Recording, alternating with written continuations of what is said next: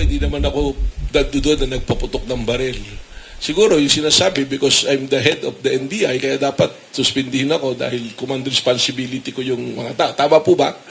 Eh kung ganun po yung magiging basehan, ang unang-unang suspindihin dapat si Senator Alan Peter Cayetano. Dahil command responsibility niya si Sergeant at Arms. At in fact, inaamin ni Sergeant at Arms, sila nag-uusap doon sa mga pangyayari. So ako naman po, I'm willing to face any investigation. Kung ano man po, if I will be found na may kasalanan, I'm willing to serve kung ano man penalty na gagawin po natin. I think alam ni Ma'am Ichi yan sa tagal niyang kasama niya ako. No? So, sa akin po ganon. And yun naman, ako pag tinatanong lang, doon lang din po tayo nagpapaliwanag eh. Dahil gusto ko lang po mag-respond doon sa tanong ninyo. In as much as possible, sa totoo, ayoko na po sanang mag-interview. I've declined a lot already. Because I'd like to give, I would like to give it to the committee that was, committee na ginawa, na binuo ni Secretary Bida, no? And the CIDG is there already. So sila yung mas makakasagot dito. But your question is something na legal and political somehow. So anong pinanggagalingan? Siguro command responsibility. Sabi po nila, yun po siguro. If that is the case, sino po ba unang nagpaputok? Kung wala naman nagpaputok doon, baka hindi po nagka-ratrata ng paputok doon. At sino po ang may command responsibility kay Sergeant at Arms? So, di ba po, who is the head of the Senate right now nung nangyari yun? Ano po? So, along that line, ano po, siguro po yung ano ko, I hope na sasagot ko po yung tanong nyo. Bukin ba kami niyan?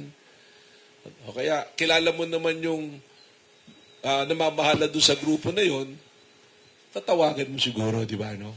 So, ako, again, those are factual na makikita lahat doon sa findings.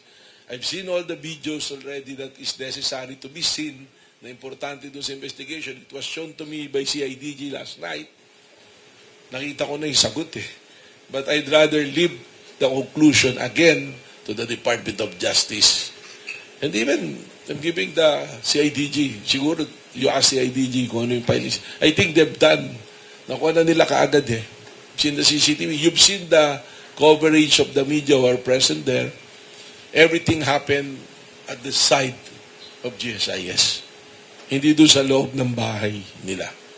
That's why ako, nung tinawagan, we're having fellowship doon sa aming planning. I've really insisted, nagpa-interview talaga ako, wala, nandito kami. At sigurado akong walang tao sa Senado. Because what was told to me by the senators, sa loob ng Senate, binabaril sila. And the ballistics ng bala, yung papasok, makikita nyo yung ballistics, papunta lahat sa GSIS yung tamaan ng bala, walang papunta sa Senado. They were never put in danger. Hindi nalagay sa senators. Kasi nga, it's a protocol kung if you are being attacked and you're under threat, sa bahay mo limbawa, Ma'am Ichi, at may opportunity ka namang umalis sa bahay mo dahil alam mo, ma-overpower ka or anything, anong gagawin mo?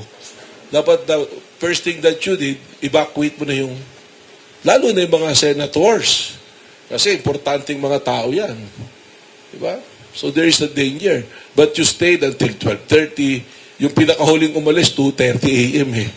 Tumakas pa, di ba? Yun lang. Hello, Chief. Sa akin naman, quick reaction lang. Kasi the senators now are doing their own live stream. Kanya-kanyang live stream na sila sa loob ng Senado. And madalas sila makipag-usap sa media. Especially Senator Cayetano, who's now the Senate President. Quick reaction lang po dun sa sinabi ni SP na hindi niyo matitibag yung Senado under his term and kayo raw po yung dapat mag-resign, hindi siya. Wala naman akong panawagang mag-resign siya. Saan kaya niya nakuha yun? Baka may nagbulong na naman sa kanya. And first of all, wala naman intensyon ng NBI or anybody from the side of the executive na tibagin yung Senado. It is an institution recognized since time immemorial, recognized by the 1987 Constitution. Bakit naman nating titibagin? We are there to promote law and order. Not in the Senate, again, because I have a commitment that we will not enter the Senate premises. Nag-usap kami ng Monday, so I kept my promise na hindi kami papasok. But they did not keep their promise that they will take care of Senator Bato de la Rosa. So kung may hindi po kami yung titibag ng Senado. It's them who are there in the Senate. And I have to say this, I said it yesterday. This is not about Senator Alan Peter Cayetano or about me. Magka-schoolmate po kami niyan sa law school. This is about the rule of law. This is about law and order. So, I don't know if I have to comment pa doon sa sinabi niyang hindi nila natibag. Talagang, yung pangalan ko, sinama pa no? Doon sa pagsasabi niya, no? No, but the thing is, it's not all about him. It's about law and order. It's about promoting the law. It's the institution na ang Senate is one of the institutions that's supposed to be promoting the law and true to their words.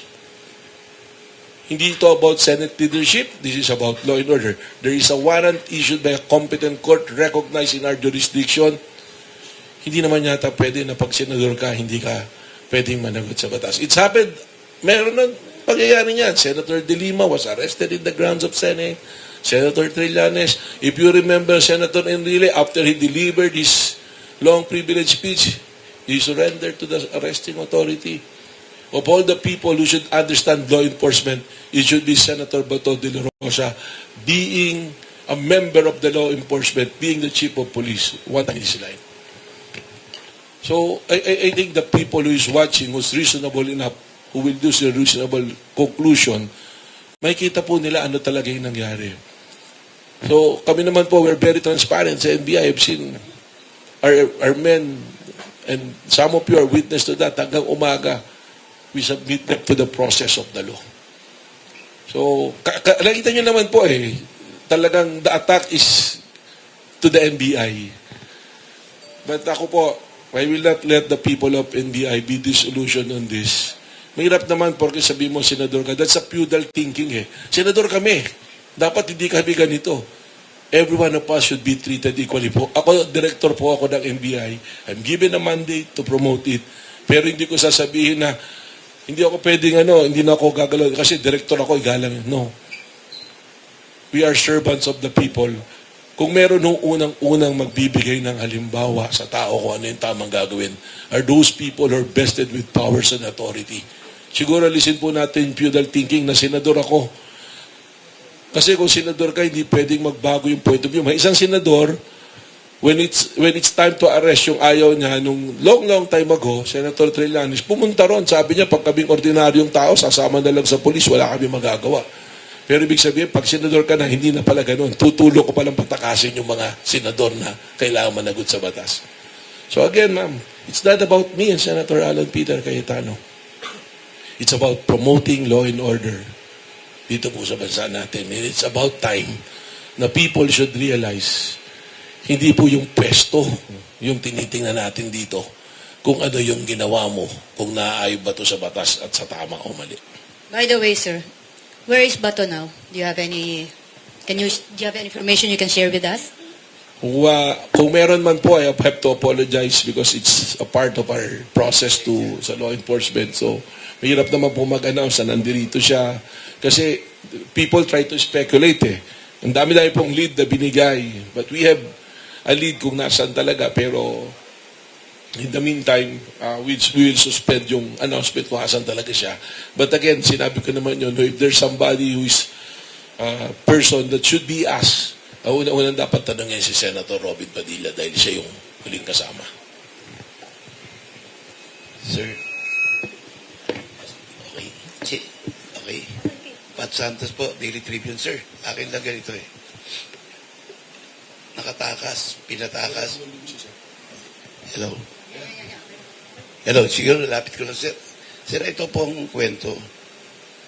Ang sinabi nung sinuspende ng ombudsman, si Aplasca, nag-react yung kabila, yung majority. Dapat din daw ikaw, dahil kayo naging problema. How do you respond to that comment? Una-una po, hindi naman ako doon na nagpaputok ng baril.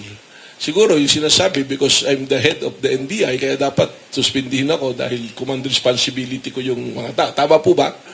Kung ganun po yung magiging basyan, ang unang suspindihin dapat si Senator Alan Peter Cayetano. Dahil command responsibility niya si Sergeant at Arms. At in fact, inaamin ni Sergeant at Arms, sila nag-uusap doon sa mga pangyayari. So ako naman po, I'm willing to face any investigation. Kung ano man po, if I will be found na may kasalanan, I'm willing to serve kung ano man penalty na gagawin po natin. I think alam ni Ma'am Ichi yan sa tagal niyang kasama niya ako. Ano? So, sa akin po ganon. And yun naman, ako pag tinatanong lang, doon lang din po tayo nagpapaliwanag eh. Dahil gusto ko lang po mag-respond doon sa tanong ninyo. In as much as possible, sa totoo, ayoko na po sanang mag-interview. I've declined a lot already. Because I'd like to give, I would like to give it to the committee that was, as committee na ginawa, na binuo ni Secretary Bida, no? And the CIDG is there already. So sila yung mas makakasagot dito. But your question is something na legal and political somehow. So anong pinanggagalingan? Siguro command responsibility. Sabi po nila, yun po siguro. If that is the case, sino po ba unang nagpaputok? Kung wala naman nagpaputok doon, baka hindi po nagka-ratrata ng paputok doon. At sino po ang may command responsibility kay Sergeant at Arms? Di ba po, who is the head of the Senate right now nung nangyari yun? Ano po? So, along that line, ano po, siguro po yun, ano ko, I hope na sasagot ko po yung tanong nyo, ano po. Questions from our colleagues, please. Hi, Director. Good morning. Rolando Nang from Manila Standard. Saan siya nawala kahapon?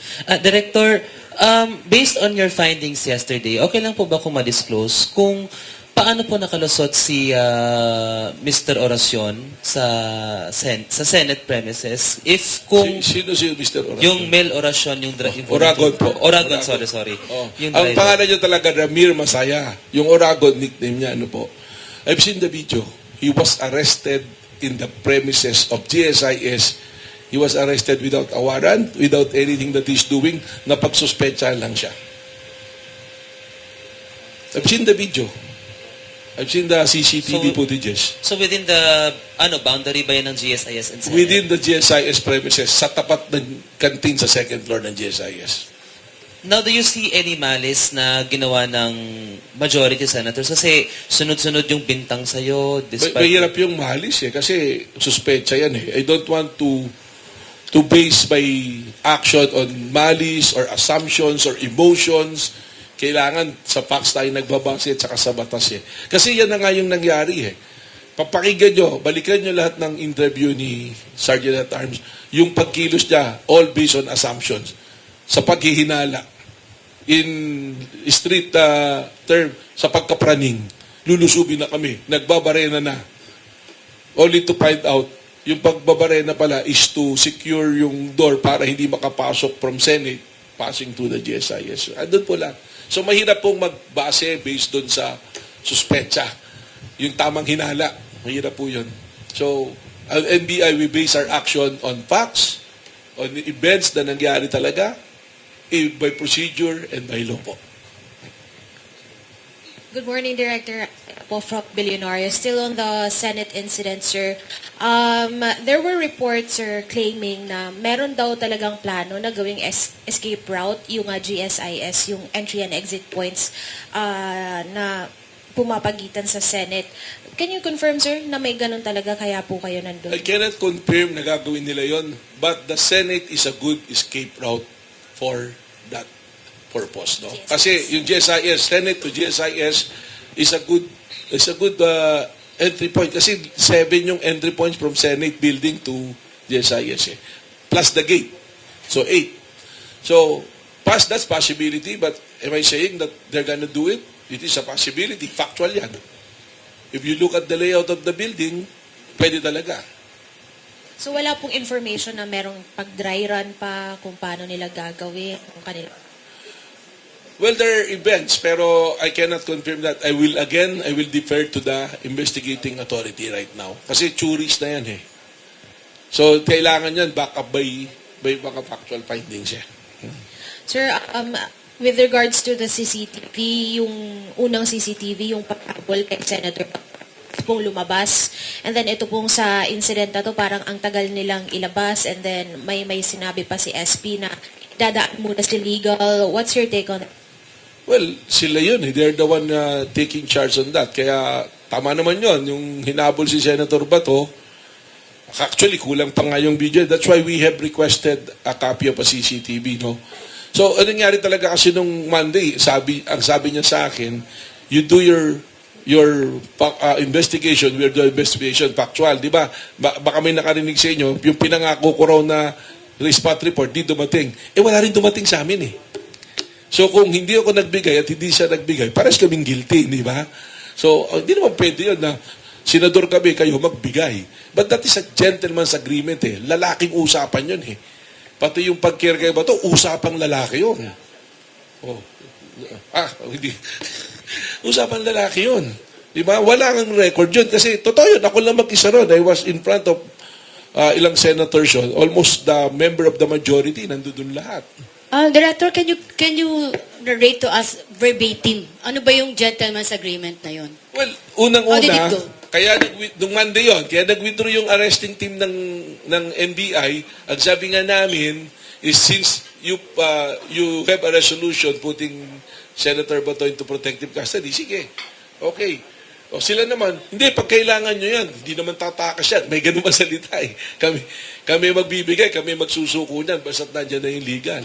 So kaya naman di na nag-follow up yung NBI on Tuesday kasi there's already a Supreme Court decision. And you know, when there's a Supreme Court already in play, from the legal perspective, ang mga lawyers, medyo, teka, itayin natin kung ano sasabihin ng Supreme Court, di ba? Alam naman natin ang mga taga-paura, sila yung final arbiter ko ano yung mga pagtatalo. So, yun yung nangyari dyan. I don't want to comment further. To si Andrea, ang daming tinatanong masyado eh. Napipilitan tuloy tayong mapakwento. Hi sir, Gio from TV5. You have a promise sa Senate na 'di ba mag-withdraw muna kayo. And again, yung promise naman ng Senate sa inyo is hindi makakaalis doon. Hindi makakalis. Pag kailangan yan, kami magbibigay. Basta pakita lang na meron na talaga. May mga ganito. Senator Alan Peter Cayetano, in front of Senator Lawrence, Senator Pia, Senator Amy, Senator Mark Villar was there, and Senator Marcoleta was there also.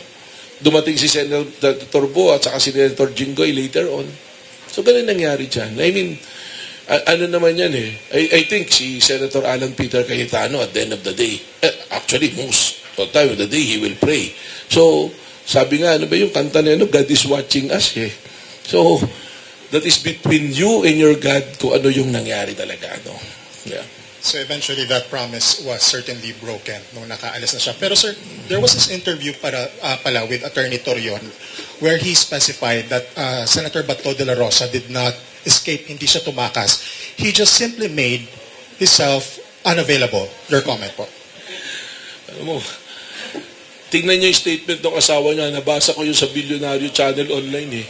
Yung mismong text niya eh. Sinabi niya that Bato used the opportunity na nangyari to escape. So, call it whatever you want. But the question is, nasaan si Bato? Di ba? Huli na, naging Bato pa. Diba?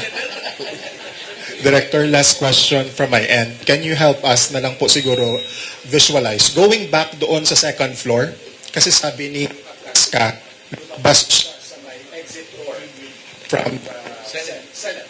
Gaano kalayo si Aplaska doon sa kinatatayuan ng NBI agent? Kasi di ba Bridgeway yun, sir? Can you help us visualize lang? Hindi ko man yung exact na sukat, but definitely, the NBI agent were positioned doon sa GSIS. The CCTV later, not in the Senate floors. Hindi talaga. And there was no movement. May dalawang monoblock chair pa nga ron eh, because seated yung agent doon sa monoblock eh. Yeah, it's a fire exit. It's only from the Senate side. Hindi ka makakapasok kung ano. Saka if it's an assault, sabi naman mismo ni General Aplaska, I see 2 or 3 personnel doon. Tama naman yung accounting niya, 2 or 3. Kasi may isang blue guard and again, I have to, akala ko na isa, tas may dalawa palang kabati. Si Daboy yung agent na nando doon eh. Tawag. Second floor, dalawa, isang agent lang, may isang volunteer, then the blue guard of GSIS. Oh, actually, tatlo technically kasi coordinated doon eh. So, ano talaga, you can call it whatever, pero eventually yung CCTV, yung mga footages na nakuha ninyo at nakuha sa body cam ng mga NBI na nasa ibang lugar, lalabas naman eh. So, sa akin nga, siguro, let's move forward. Tingnan na natin yung ibang itong investigation is already been there. Alam na natin lahat halos yung nangyari. Hintayin natin kung anong ilalabas talaga ng mga investigador natin. And I'm very thankful to CIDG because they were able to share to us. And nagkaroon ako ng better understanding. There are some na mga nasabi ko noon na parang hindi, pero tumugma. Pero pag tiningnan mo na natatagpila, kaya nga sabi ko sa inyo, pieces yung nakikita natin, pira-piraso eh. So, let's allow CIDG, the DOJ, and the Ombudsman to put the pieces together and come out with a resolution and a conclusion na mas ma-appreciate natin. Ano? Sir, Grant Hilario from Bombo Radio. Sir, since si Senator Bato ay naka-escape sa Senado, would like just to reconfirm kung tinutuntun po natin yung whereabouts ng naturang Senator? Well, that's the job of the law enforcement and NBI being the law enforcement. Talagang may monitoring kami at hanapin natin. It is there's a valid warrant of arrest. He is now considered fugitive from justice. So, trabaho namin, just like any other personalities na mayroong mga mandato de arresto, yung warrant of arrest, we have to monitor. Sir, since we are monitoring, sir, once na matagpuan po natin or makaharap ng mga NBI agents si Senator Bato, we will serve the warrant na po, sir, or arrestuhin, or hihintay pa ba natin yung sagot ng Supreme Court sa mga petition niya? Well, there's a committee, there's an interagency, and there's a directives. That question, I don't have to answer. I cannot answer, I'm sorry, because that's part of our internal procedure right now. What I can assure you, there is a valid warrant, there is already orders, but in the meantime, we are monitoring. Hi, Director Oscar Oida, GMA7. Yes, sir. Sir, yung nabanggit nyo, no, yung may valid warrant and nga, tinutugis ng batas si Bato. Yung pag-amin ni Senator Robin na sakay niya si Senator Bato, as far as NBI is concerned, may pananagutan ba siya? The Department of Justice will review it. They're also the one in charge of it, but also, we are also making our own review and we will make the recommendation in proper time. Sir, ginawin ko lang nabanggit nyo na may legal basis ang NBI for being in the GSIS Yes. building. Ano po yung request na yun, sir? It's a letter of request. Lumabas na yun. Marami na nakakita noon that there was a request from GM ng GSIS for us to help them secure the premises and the personnel of GSIS because since Monday, ang dami labas-masok na tao. Alam naman natin, GSIS medyo marami ka kailangan protektahan dyan na properties din nila. The paintings na napakamamahal dyan, hindi ba? So we have to assist them. Meron naman silang sariling security group but they just want the help of NBI in doing so. Tapos maki-update lang ako, sir, dun sa status nung 9 NBI agents daw na nambugbog sa mga staff ng... That is actually, we have our own findings already. That is their allegation na nanambugbog. But I've seen the video also. I'd rather not tell the story kung paano, but if they feel na kailangan managot yung mga agents, papapanagutin. Ako din mismo, we will have recommendations from our fact-finding committee kung ano gagawin sa kanila. I established a fact-finding committee on May 14.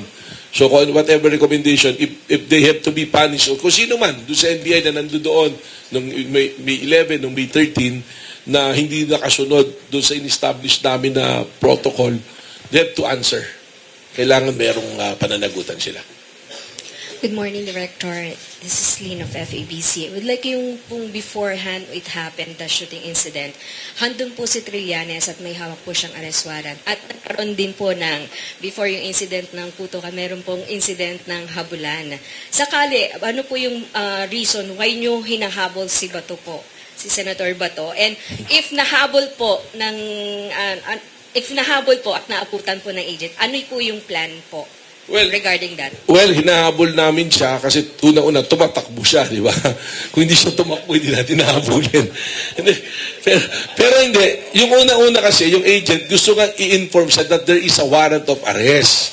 So that's the first time. So kung na-inform sa kanya, tawagin niya yung abogado niya, kung questionin niya, magtalo. So we don't know depende kung ano yung magiging reaction niya na mabasa niya yung warrant, mapakita sa kanya, i-contest niya yung warrant, magkakaroon ng pagpatalo, darating abogado niya.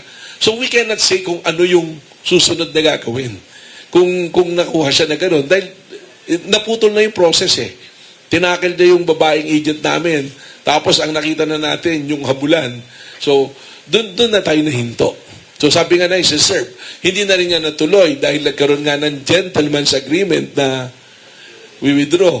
At tapos eventually nagkaroon ng Supreme Court. So iba yung chain of event. If ever we have plan or anything, kung hindi naputol doon natin makikita kung ano sana yung nangyari. Kasi ang expectation namin sa kanya, being member of the law enforcement before, alam namin, ang iniisip namin, he will be responsible. Sige nga, tingnan ko yung warrant. Teka muna, tatawagan ko yung abogado ko. Di ba? Magano tayo dito. So hindi natin basta second guess what is the next step. And meron kaming mga plans, but I rather not say it. Why? Because meron pang mga warrant na to our knowledge, pwede pang mga lumabas eh. Okay? Thank you.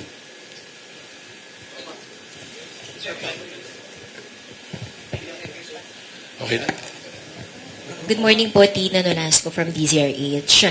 Follow-up lang din po sa question ni Sir Oscar kanina regarding po dun sa request ng GSIS sa NBI para nga i-secure yung entrance or yung nag-uugnay na sa Senado at sa GSIS building.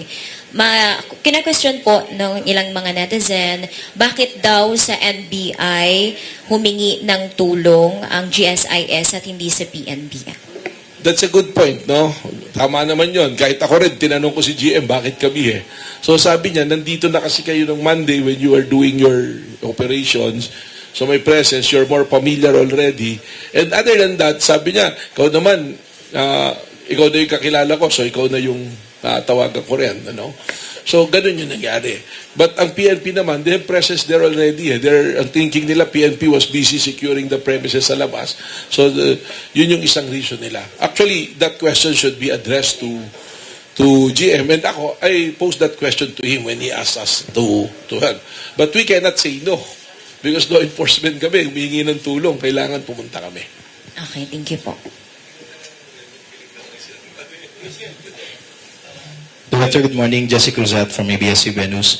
Sir, sundot ko lang yung question na yun, na it's for the GSIS to answer that question. But you think if there's an available opportunity for them to call for an assistance from the PNP, they could have done it?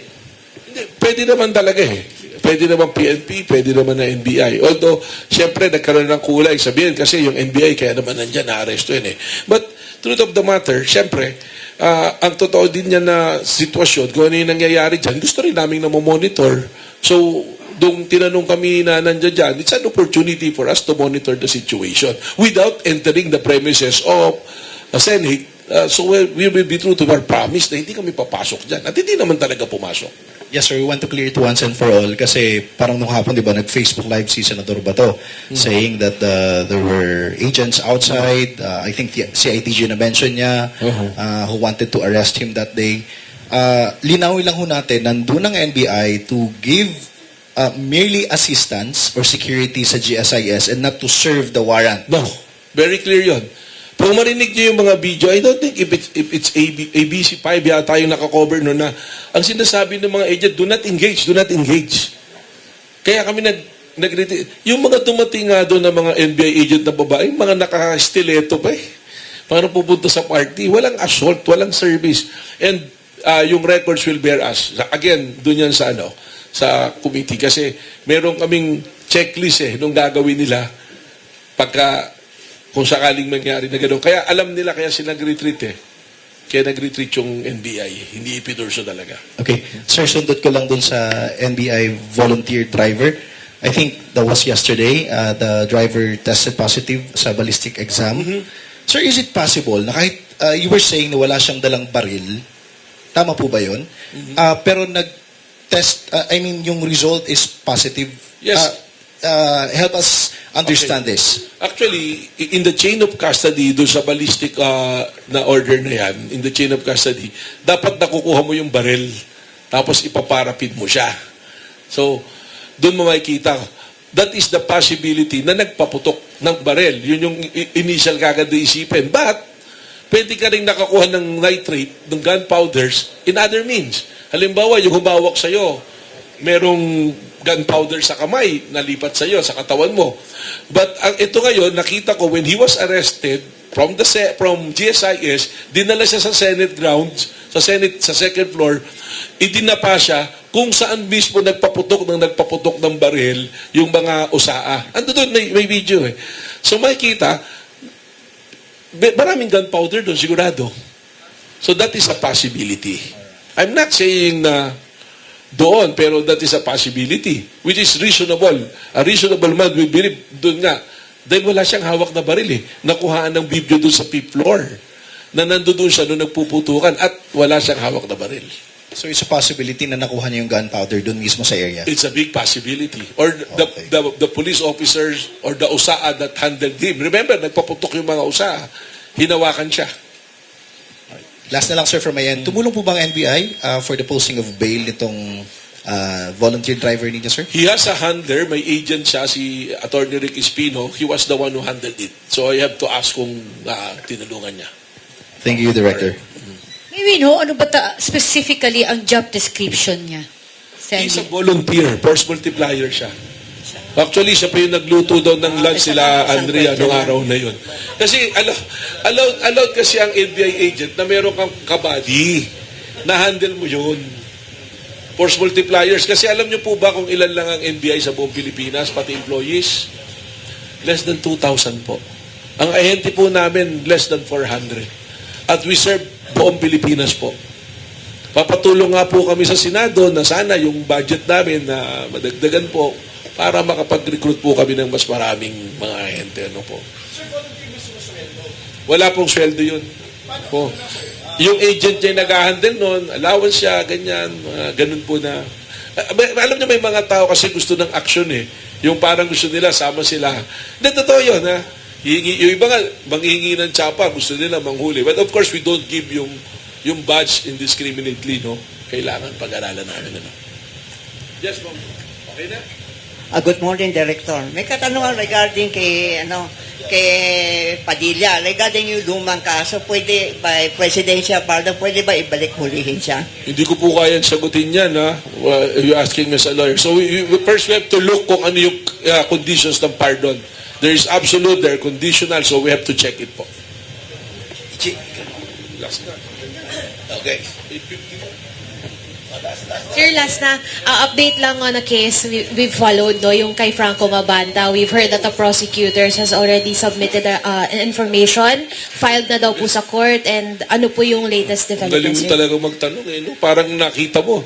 On Friday, we received the order allowing us to have access sa mga gadgets na nahuli, including kay Franco Mabanta. So, yung cyber warrant namin na-approve. Ibig sabihin po nito, yung telepono ni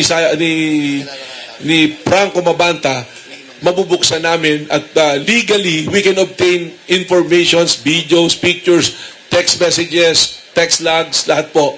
So, yung mga nakausap niya, kung sino man yung mga kinausap niyang personality, we will have access to that. Malalaman po namin. Kaya yung pati yung mga chismis-chismis na kinausap, sige na to, ganyan, we will have definite answers on that. Doon po sa makikita naming mga communications and call logs and the videos and pictures sa telepono mismo ng Franco Mabanta at na mga kasama niya. Okay. Direct Congressman to surface on the Franco Mabanta case. Kasi last week, Si Marvin Marillo. Well, we're just there sa opisina namin. Kung may gusto pa mag-file, you're welcome. Sabi ko nga, makikita naman namin eh kung sino yung mga nakausap. Senators, congressman, mayors, governors, personalities, sino man. Well, I don't know kung nag-usap sila. No? So basta lahat ng nakakausap niya doon, makikita namin. Hi, Direk. MJ po from Inquirer. Yes, Direk. Clarification lang po and verification na ipakita na po ba ng NBI ang ICC warrant kay Senator Bato, kay Senate President Cayetano? Hindi pa. Kay Bakit? Senator Bato, tumakbo nga siya eh. Hindi po, sir. Kay Senate President. No. Di ba? But, alam mo, tingnan nyo lang yung ICC website, nandoon eh. Nag-press conference na nga yung ICC, sinabi nila there's a warrant eh. Tingin ko naman doon malinaw na yun eh. But for the handover po nung mismo kay Senate President Cayetano, sir, wala pa po and meron po ba kayong ban? He's not the one who's under arrest eh. So, I don't think na dapat ibigay sa kanya yung warrant. And when it comes naman po dun sa sinabi nyo kay kay Sen Robin, meron bang action ang NBI for that after po nung statement ninyo? Sinabi ko po kanina, under investigation po yan. We have to process it. We have to, again, I will say, kung ano man kilos namin, based on facts, based on law, based on process. Hindi po based on emotion, hindi based on tamang hinala, may process po tayo. Okay, next. And Dami, no? Sabi mo, isa lang. direct last na. Magte-text pa sa akin tumamaya, may tanong pa ulit tumamaya. Maniwala kayo sa akin. Sure ako dyan. Ito na, pangbuo lang po nung story direct. Di ba sinabi niyo po kanina na napagbintangan lang din si Mr. Aragon na unang pinangalan ng suspect doon sa Senate shootout. Tingin niyo po ba, meron po bang something attack po ba sa side ng NBI for that? Is the NBI under attack? Yung ba yung tanong mo? No, I mean... Hindi naman. Ako, I don't want to take it that way. I don't want to take it that way, Maybe Senator Alan Peter Cayetano is too passionate to give his position, but I will not say it's an attack. Baka yun yung nakikita nila eh. Baka they see it that way. Sa way nila, ganun yung paningin nila, na yung ginagawa ng NBI is ina-atake sila. But let me assure every one of you, hindi po atake yun. We are there to promote our mandate, to promote law and order. Wala po kaming direction na ganon. Kasi iba po sana yung nangyari, it's unfortunate, may nasaktan na usaa, but if you, ano nga dati yan, tingnan natin yung so bakit nangyari yun, po. Isang takeaway dito is, the usaa is a security personnel. They are not law enforcement. NBI is law enforcement. Parang hindi naman tama na yung law enforcement, siya yung iwa-warning shot mo. Doon naman sa May 11 na nangyari, hindi naman yata tama. I-detain mo yung law enforcement who's trying to enforce a valid warrant. So, dapat yun yung tingnan natin lahat. And again, I'm telling you, kung meron sa any one of the NBI agent na nag-abuso o may maling ginawa, rest assured they will be penalized. But, let it be also an assurance na kung tama naman yung ginagawa ng mga NBI agents, I will never leave them. Hindi ko sila iwanan hanggat hindi natatapos yung laban nila. Okay, Attorney.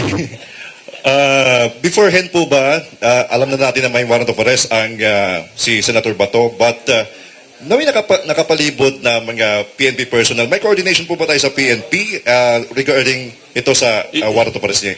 Hindi kami ang nakipag-coordinate dyan sa PNP. Our coordination with the PCTC and with the Department of Justice.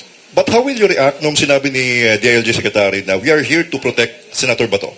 Well, that is the job of the PNP to protect every individual. It's just like he verbalized that he is zeroing on Senator Bato. So, I don't think I'm the right person to answer that. Pero I'm sure that Secretary John Vic Remulla have his own basis to say those things. And tama naman din yun. Because it's the job of the PNP to protect everyone. Last na lang. Or super last po, or last na lang na ano pa yung mic na. Director, do you think na communication is the problem on this? Medyo nag-clash. I agree. Hindi nakapag-usap. Pero ang sasabihin ko lang, yung sinasabi ni General Aplasca, dapat tawagan ko siya kasi may operation pala. But the problem is, sabi ko, bakit tatawagan? Wala naman kaming operation talaga sa Senado. But if you will check, kausap ko yung GSIS because doon kami nag-deploy eh. So dapat yata, it's General Aplasca who called, at least that's the head of security of GSIS. Or kung talagang may tamang hinala ka na, yung sinasabi ng papasukin yung bahay ko, parang grupo ni Atty. Matibag itong papasok ka. Tawagan ko nga si Atty. Matibag. Atty. Matibag, papasukin niyo ba kami? Hindi po. Andyan lang po kami sa GSIS because we were requested.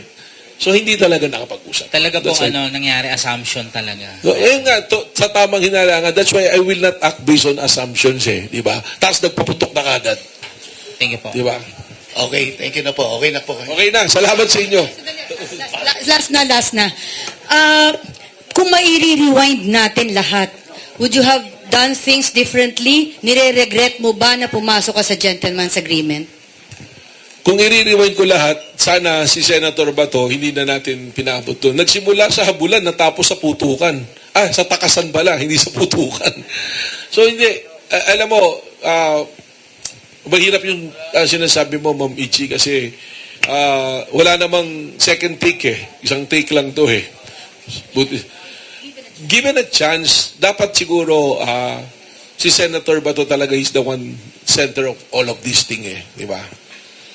So dapat siguro nakipag-usap siya. Kung nabasa naman sa kanya yung warrant at may question siya and meron dumating na abogado, Senate ground siya, yung mga senators came in, I'm sure, yung tinatanong ni Ma'am kanina, although we have a process to follow, palagay ko, magkakaroon ng mas mahabang pag-uusap eh. Siguro kung marirewind lang, siguro yung question kanina ni Sir from Net 25, na dapat nag-usap. Yung gentleman's agreement, ang hirap doon kasi nung ginawa ko yun, that is, naniniwala ako na all of us will agree on that and will respect it eh. So, I don't think may mali doon sa pangyayari na yun, ano. So, Bigyan nyo na lang to, Senate reporter. last na talaga yan, ma'am. Oh, Senate. Are you under attack, ma'am? Good morning po, sir. Maylin Alfonso po ng Bulgar. Yes, Ma'am Maylin. Sir, kasi para po kay Senator Robin Padilla po, kaya raw po tumakas si Senator Bato dahil ayaw niya po magpa-kidnap. Reaction niyo po. Well, that is really their argument, ano. So, parang mahirap yata yun. Wala namang kidnapping na may warrant of arrest, eh, ano po. So, I don't know. Maybe magaling po yung mga lawyers niya ni Senator Robin. Kakilala ko po maybe magtanong po niya yung sa abogado nila kung that is the right thing to say, no? Because if there's a warrant of arrest, parang tinuturuan natin ngayon yung mga tao, no? Pag may warrant of arrest kayo, ang argumento nyo, huwag kayo pumayag na magpa-arresto kasi kikidnapin kayo. Ano yan eh, mahabang proseso because of the case already in the Supreme Court. That's why kami nga po in the executive, yung Supreme Court tinitingnan po namin eh. Maganda po yung linya ni Senator Robin Padilla na yan. Na po. Okay. Okay na po. Ito na po yung mic. Okay, maraming salamat po. Ito, although marami na siyang sinabi, we still have to hear some parting words from you. Well, maraming salamat. Ang message ko lang, salamat sa inyo. Salamat doon sa media na kasama namin nung pumasok sa GSIS. Kasi ang laking tulong, at least, makita yung totoong nangyari. Kasi kawawa naman po yung mga ahente namin, they're just doing their job. Na naipit sila doon sa position na yun, ano po. So, sa inyo pong lahat, salamat. Mamichi, salamat po sa imbitasyon ninyo. Sana po, huwag nyo na ako ulit imbitahan. Biro lang, Mamichi. And then, susunod ako mag-iimbita sa inyo, no? So, maraming salamat. Ako naman po, I'm always transparent. Hanggat kaya kong sagutin yung tanong ninyo, sasagutin ko po. If there are things na hindi ko pwede pong sabihin sa inyo, I will be very honest also that I cannot tell it to you because of operational concern. Mahirap po yung position. Kung gusto nyo po, ako yun nandyan, ako magtatanong sa inyo. Ano po? So, ano po? Sama saan? Sa operation. Then, we have, mamaya meron din kami sa media. Alam nyo, ang sabihin ko lang, no, yung NBI po, hindi lang ho ito yung ginagawa namin. In fact, I have to tell you, we have more than 10 successful operations. This week po, habang nagkakaroon ng kaguluhan sa Senado, we have arrested a lot po, human trafficking, financial scam, sama-sama na po yan. We have served a warrant. There is a guy who is wanted for 16 years for non-bailable offense of multiple rape. Nahuli po namin. Then yung pupuntahan ko po ngayon is yung amin pong nahuli na sinara namin na malaking steel company because of ginagawa po nila na parang yung steel company, may marami pong angulo yun eh. That's why we're having a joint press conference with PAOK, DND, PNRI, halo-halo na po yun. So we've been doing our job sa inyo pong lahat. Thank you for covering us. Kayo po yung patas na nagko-cover po sa amin. Ano. Yung pong mga noise na naririnig ko, I don't listen to it anymore. But I'm willing to be criticized. I'm always ready to answer kung may mali po akong ginawa. And again, I have to say lang, I have to be fair to the men and women of NBA na dinatnan ko ron. Kasi parang nung dumating ako, hindi ko alam, nagkagulo yata eh. So, but rest assured that I will protect them kung tama yung ginagawa nila. Pero kung mali yung ginagawa nila, I do not hesitate to punish anyone na mali po yung gagawin. So, ganun lang po yung paniniwala ko dyan. Ano po. It so happened, siguro I came from a group na ngayon, sila yung tinatamaan in doing my job. So, kaya siguro tayo nandito na ganito yung sitwasyon. So, thank you again. Salamat po. Mimiss ko nang magsulat sa Daily Tribune. I used to write. Kasama nyo rin ho ako na I'm part of the media noon. I'm a columnist at Daily Tribune before. Nagsusulat ako but I stopped writing na. Ano po. So, salamat. Salamat, President.